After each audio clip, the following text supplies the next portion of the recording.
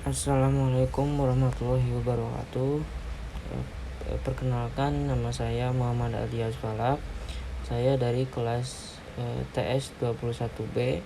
Di sini saya akan memaparkan sedikit materi tentang pengenalan Building Information Management atau yang biasa disingkat jadi BIM.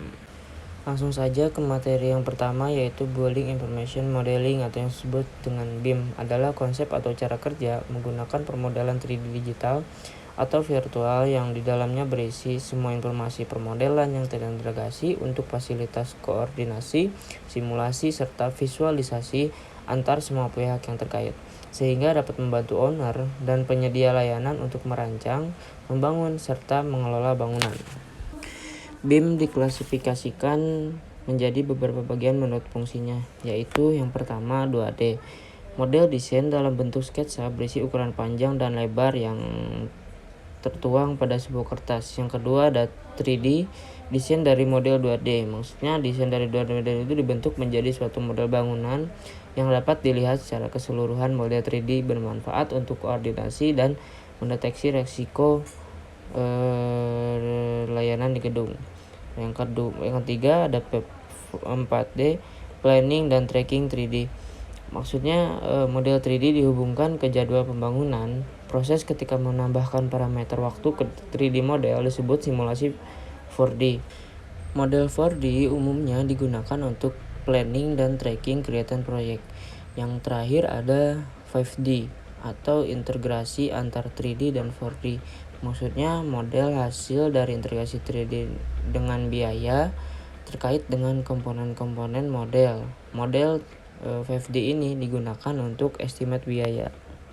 Lalu ada kriteria perencanaan. Di dalam merencanakan bangunan, ini dibutuhkan informasi data sebagai ketentuan perencanaan. Informasi yang dibutuhkan adalah jumlah lantai, luas bangunan, tinggi lantai, atap, dan material. Selanjutnya ada rencana pembebanan. Struktur suatu gedung harus direncanakan kekuatannya terhadap pembebanan yang disebabkan oleh beban mati, hidup, serta beban akibat pengaruh alam atau angin dan gempa. Beban mati adalah berat dari semua bagian suatu gedung yang bersifat tetap, termasuk segala unsur tambahan serta peralatan tetap yang merupakan bagian yang tidak terpisahkan dari gedung tersebut. Berat sendiri pada struktur dihitung otomatis oleh program, sedangkan elemen struktur lainnya yang terkena beban mati pada lantai adalah balok yang dikenakan pembebanan oleh pasangan dinding setengah bata. Yang kedua ada beban pada pelat lantai. Berat sendiri pelat lantai dihitung sendiri oleh program, sedangkan beban pada finishing lantai seperti keramik dan spesi dihitung manual. Lalu selanjutnya ada beban hidup. Beban hidup adalah semua beban yang terjadi akibat penghunian atau penggunaan dari suatu gedung, termasuk beban-beban pada lantai yang dapat berpindah setelah peralatan yang merupakan bagian yang tak terpisahkan dari gedung tersebut. Beban hidup untuk plat bordes dan tangga jika menunjuk peraturan PURG tahun 87 untuk lantai rumah tinggal adalah sebesar 0,125 T per meter persegi. Sedangkan beban hidup untuk plat lantai jika menunjuk peraturan PPURG 87 untuk lantai rumah tinggal adalah sebesar 0,25 T per meter persegi.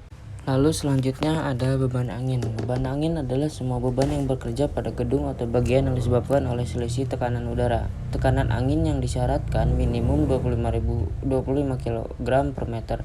Kecuali untuk daerah yang berjarak 5 km dari pantai diambil minimum 40 kg per meter. Besarnya gaya angin tersebut dikalikan dengan nilai koefisien dinding vertikal, yaitu kurang lebih 0,9. Untuk angin dan tekanan itu min 0,4 untuk angin hisap.